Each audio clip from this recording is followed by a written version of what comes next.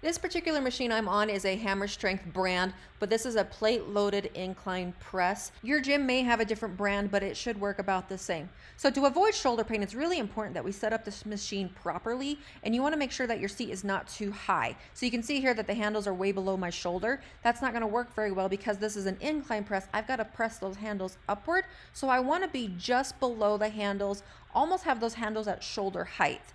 And to adjust the seat, you're gonna just pick up the front of it, tilt it, and then lower it or raise it, depending on where you need to go with it.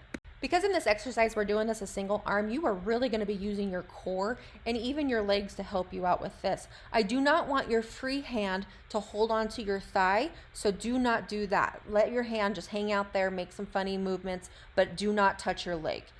You do want your legs to be spread and touching the floor. That is going to help you really flex those abs so that you can support yourself, and you're going to avoid from any pivoting. And when I talk about pivoting, I mean I don't want you to let your back off the seat and really twist into this exercise. Everything should remain still and press with your arm.